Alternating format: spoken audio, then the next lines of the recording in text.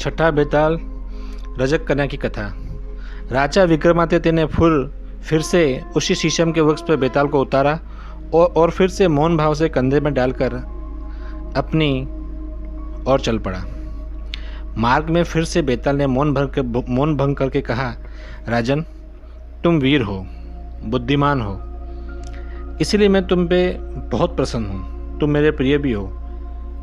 अंत में मैं तुम्हें एक मनोरंजन कथा सुनाता हूँ, इसलिए तुम्हारा ज्ञानवर्धक होगा, मतलब ज्ञान भी बहुत बढ़ेगा। रास्ते में भय से तुम्हें मुक्ति भी मिलेगी। और बेताल ने इसी प्रकार कथा का प्रारंभ किया।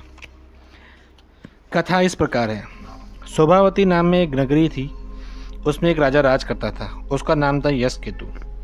राज्य की उस राजधानी में देवी गौरी का एक उत्तम मंदिर था। मंदिर में दक्षिण में गौरी तीर्थ नाम का एक सरोवर था। वहाँ प्रतिवर्ष आषाढ़ शुक्ल चतुर्दशी में एक मेला लगता था। भिन्न भिन्न दिशाओं से बड़े बड़े लोग वहाँ स्नान करने के लिए आया करते थे। एक बार उस तिथि पर एक ब्रह्मस्थल नाम में एक गांव था। गांव का एक युवक था। युवक का नाम था धवल। वो भी वहाँ स्नान करने आया था। उस तीर्थ में स्नान करने हेतु आई हुई शुद्धपट की पुत्री मदन सुंदरी को उसने देखा और उसके रूप सौंदर्य पर मोहित हो गया। घर लौटकर वह बेचैन हो गया और उसने खाना पीना भी छोड़ दिया। उसकी माँ ने उसके बेचैन रहने का कारण पूछा तो धवल ने अपने मन की बात अपनी माँ को बताई। फिर उसकी माँ ने अपने पति को जाकर सारी बातें बताई। उसके पिता ने कहा, बेटा, जिसके मिलने में कोई कठिनाई नहीं होती उसके लिए तुम इस प्रकार क्यों शोक बना रहे हो? मेरे मांगने पर शुद्धपट को तुम अपनी कन्या दे। क्यों? शुद्धपट अपनी कन्या को दे देगा क्योंकि कुल में धन कर्म और हम उसके समान ही है। मैं उसको अच्छी भली भांति जानता हूँ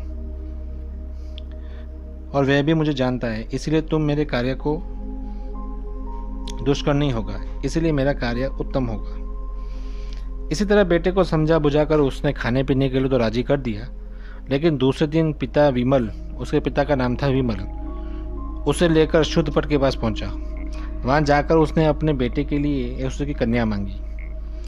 उसके पिता ने आदरपूर्वक उसके लिए वचन दिया और अगले दिन विवाह की तिथि निश्चित करके अपनी कन्या का विवाह धवल के साथ कर दिया। देखते ही देखते जिस वह आसक्त हो गया था, ऐसी सुंदरी से विवाह करके मनोरथ होकर धवल उस स्त्री पर सहित पिता के घर लौट आया। विवाह संपन्न होकर अपने घर लौट आया। उन दिनों सुखपूर्वक रहते हुए कुछ समय बीत गया। तब धवल का साला अर्थात मदन सुंदरी का भाई वहां आया। सभी सगे संबंधियों को आदर सत्कार किया। बहन को गले लगाकर उसका अभिवादन किया। फिर कुशलता पूछी। तत्पश्चात कुछ देर बाद विश्राम करके उसके भाई ने उन लोगों से कहा, पिताजी ने मुझे मदन सुंदरी और मेरे बहनों को निमंत्रित करने के वहां भेजा है क्योंकि वहां देवी का पूजन का उत्सव है। सभी संबंधियों उसकी बातें मान ली और उस दिन उचित भोजन पान द्वारा उसका उचित सत्कार स्वागत किया। सवेरा होने पर धवल ने अपनी पत्नी सहित अपने साले के साथ ससुराल के लिए प्रस्थान किया। शोभावती नाम की उस नगरी के निकट पहुंचकर धवल ने गौरी का विशाल मंदिर देखा। उसने अपने साले और पत्नी को श्रद्धापूर्वक कहा, आओ हम लोग इस माता जी का दर्शन करें, माता गौरी का दर्शन करें। यह सुनकर साले ने उसे रोकते हुए कहा, नहीं जीजाजी, अभी नहीं, अभी तो हम सब खाली हाथ हैं। पहले माता गौरी के लिए कुछ भेंट लाएंगे, तत्पश्चात ही दर्शन करेंगे। तब मैं खुद अकेला जाता हूँ, तुम यहीं ठहरो, क्योंकि देवताओं को भेंट की अपेक्षा भक्त से श्रद्धा और विश्वास की अधिक अपेक्षा रहती है। ऐसा कहकर वह धवल अकेला ही देवी से दर्शन के लिए चला गया। मंदिर में जाकर उसने श्रद्धापूर्वक देवी को नमन किया। फिर उसने सोचा कि लोग विविध प्राणियों की बलि देकर इस देवी को प्रसन्न करते हैं। मैं सिद्धि पाने के लिए अपनी ही बलि देकर उसे प्रसन्न क्यों न करूं। ऐसा सोचकर वह मंदिर में एकांत गर्भगृह से एक तलवार लेके आया, जिसे किसी यात्री ने पहले ही देवी को अर्पित किया था। मंदिर में लटकते हुए घंटे की जंजीर से उसने अपने केसों द्वारा अपने सिर को बांध लिया और तलवार से अपने सिर काटकर देवी को अर्पित कर दिया। गर्दन कटते ही वह भूमि पर आके गिरा। तब बहुत देर हो चुकी थी और उसको लौटा नहीं देकर उसे देखने के लिए उसका साला उस देवी के मंदिर में गया। मस्तक कटे हुए अपने बहनी को देखकर वह घबरा गया और उसी तरह उसने भी उस तलवार से अपना सिर काट दिया। जब वह भी लौट कर नहीं आया तो मदन सुंदरी का मन बहुत विफल हो गया।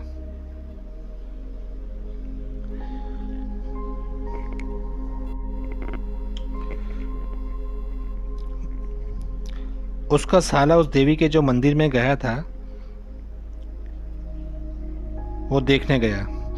मस्तक कटे अपने बहने को देखकर वह घबरा गया और उसी तरह उसने भी उस तलवार से अपना सिर काट दिया।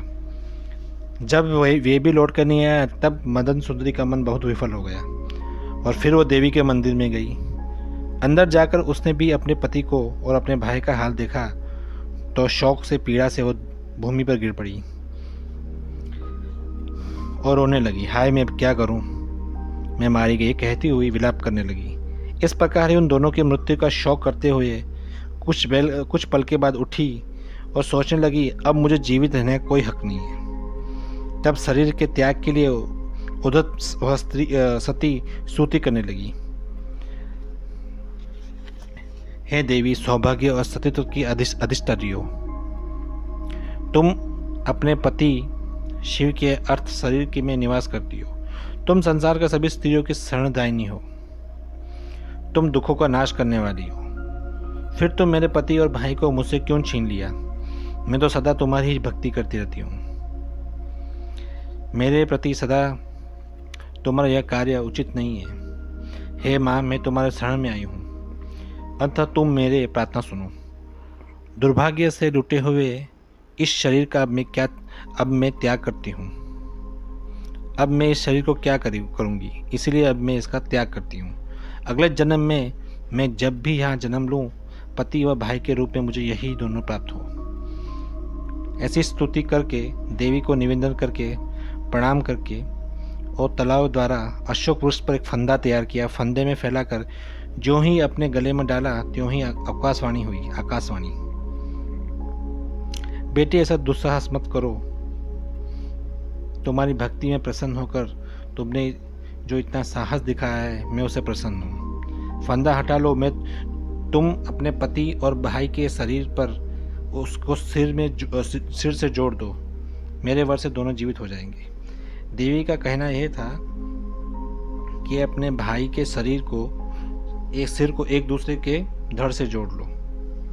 यह सुनकर मदन सुंदरी प्रसन्नता से अधीर हो गई। उसने अपने गले से फंदा निकाल दिया और घबराहट में बिना विचारे उसके पति का सिर भाई के शरीर पर और भाई का सिर पति के शरीर पर जोड़ दिया। सिर का अदला बदली हो गई। धड़ का भी अलग अलग जोड़ दिया। मतलब पति के धड़ से अपने भाई का सिर और भाई के धड़ से अपने पति का सिर जोड़ दिया। तब देवी के वरदान से दोनों जीवित तो उठे, लेकिन उसके शरीर में कहीं कटने फटने के निशान भी नहीं थे। लेकिन सिरों के अदला बदली हो जाने पर शरीर में संकटता आ गई। अनंतर उन दोनों में एक दूसरे को अपनी अपनी कथा सुनाकर प्रसन्नता प्राप्त की। उन्होंने भगवती गौरी को प्रणाम किया और फिर तीनों ने अपने इष्ट स्थानों की ओर चल पड़े। राह में जाती हुई मदन सुंदरी ने देखा कि उनके सिरों की अदला बदली कर दी है। तब वह घबरा गई और समझ न सकी उसको क्या करना है। इतनी कथा सुनकर बेताल ने राजा विक्रम से पूछा, राजन, अब तुम में से बतलाओ कि शरीर के इस प्रकार मिल जाने पर उसका असली पति कौन है? जानते हुए भी यदि तुम नहीं बताओगे तो तुम्हारे शरीर के वही 100 टुकड़े हो जाएंगे जो हर बार बोलता है। तब बेताल ने इस प्रश्न का उत्तर विक्रमादित्य से पूछा।